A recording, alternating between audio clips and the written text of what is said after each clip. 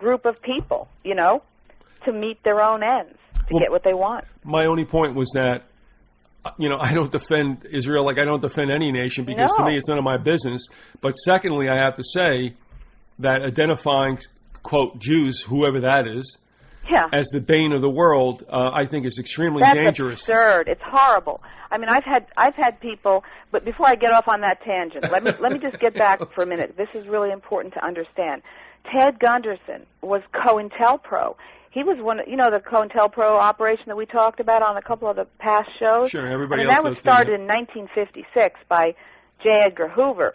Ted Gunderson joined the FBI in 1951, and he was one of the head honchos of COINTELPRO for as long as he was in there. I mean, you know, he was deeply, deeply involved, and that's what they're denying. You know, he's an expert. He's an expert in counterintelligence. He has admitted it openly. I mean, he's an expert in counterintelligence. And this is where this whole thing comes from that we were talking about. It's the COINTELPRO. Yeah, supposedly, officially, the program was discontinued, but that's the same lie as saying MKUltra or any of the other programs were discontinued. They're still out there. They're just under different names and operations. And the same people are still, the ones that are alive, they're still involved, you know? Mm-hmm.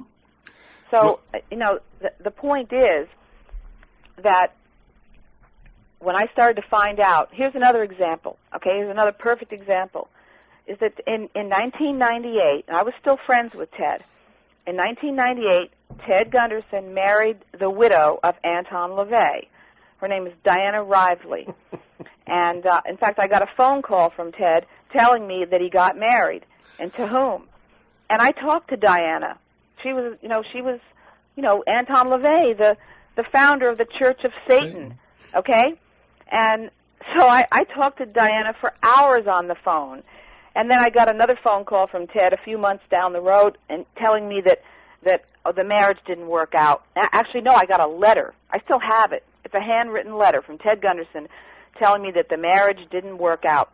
Well, come to find out, some time goes by, suddenly Ted Gunderson is denying on public radio shows, in interviews, he's denying that he married Diana Rively, that he was ever married to her. The marriage was annulled, is what happened. That matters. But do you see what I'm trying to say here?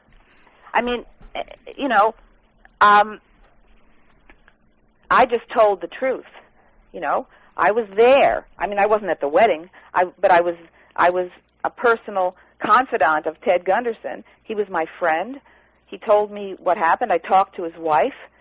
And then he comes out calling me a liar. He says I'm CIA, and he's got all his little minions out there that are fabricating stories. Oh, Barbara Hartwell, her handlers are in the shadow government. She's an evil creature that works for CIA. This is what he's spreading all over the internet. And his minions, Ted Gunderson, some of the primary PR shill for Ted Gunderson is Ken Adachi. You know who he is, right? Yeah, I've had the displeasure. Yes, the displeasure, absolutely. This guy, Adachi, I mean, he's a buffoon. That's the best way I can describe him. But I probably would second that, yeah. Yeah, he's been running a libel campaign against me since 2000. That's right, since 2000. He has a huge section on his website, the title of which is Barbara Hartwell, CEO of and founder and CEO of Liars, Inc. Okay? And he has the most outrageous lies that I have ever seen on that website. And it's all about Ted Gunderson. You know, I never heard of this Adachi until suddenly one day I find this article, you know, written by Ted Gunderson. Actually, it was a letter to me, an open letter to Barbara Hartwell from Ted Gunderson.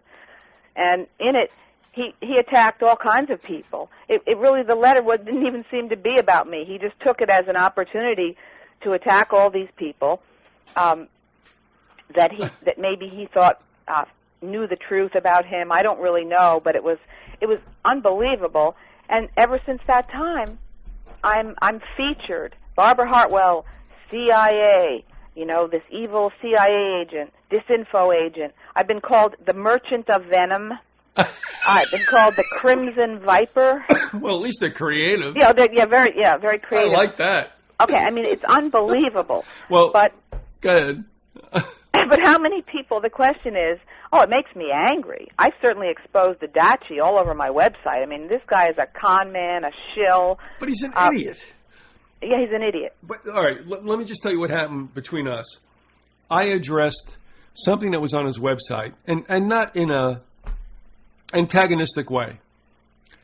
I just questioned him on something, and you know, and anybody listening to this show who has gotten emails from me know that I don't use caps, capital letters. Mm-hmm. I write like, you know, what, E.E. Cummings. I don't use caps. I just, because I just go faster and I make less mistakes. So I just wrote him something.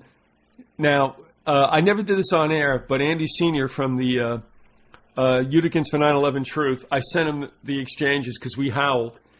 I sent this to Adachi, what I would say, you know, in a right spirit. And he goes on to school me about the use of capital letters, but what gets really good is the fact that in his schooling me grammatically, and I, an English teacher, has misspellings and grammatical, you know, just incorrect structures. And I'm like, oh, okay, great. Well, I'm just glad you straightened my ass out. And I mean, what an Adachi idiot. is a pompous fool. You know, he writes about all these issues that he doesn't have the slightest understanding of, and he writes these like things about the new world, an overview of the new world order, all this stuff. And meanwhile, his website is filled with just Mickey Mouse metaphysics, I would call it, New Age garbage. Yeah, it is. Yeah, a lot of New Age stuff, and I've told Christians to get out of there. No basis in fact whatsoever. No, and even if it is, I mean, the thing is, it's New Agey, and it's just get out of there. Oh yeah.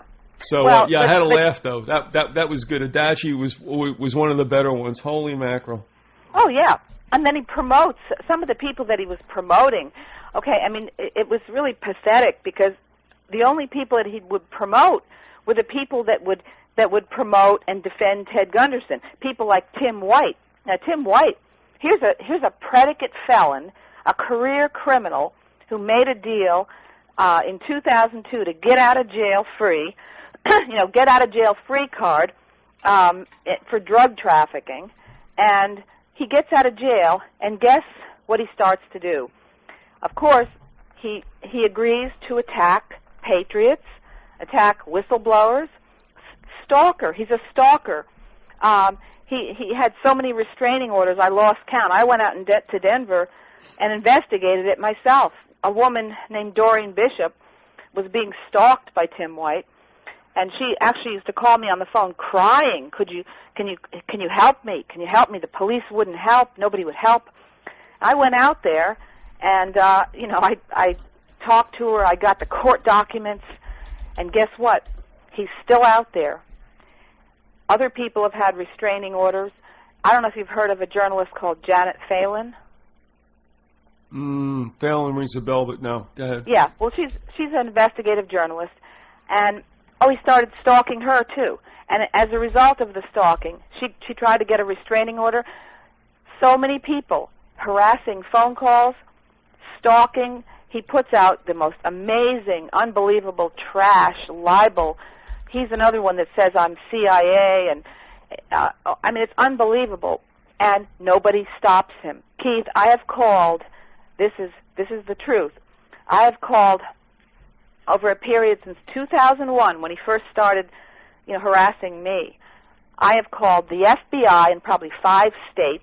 I've called police departments all over the country, trying to get this guy to stop this person. This guy is a whack job, Tim White, and he's another one, a G-man wannabe. He promotes Ted Gunderson, John DeCamp. He writes all these things on the Internet. Oh, I'm a personal friend of Ted Gunderson. I'm a personal friend of John DeCamp.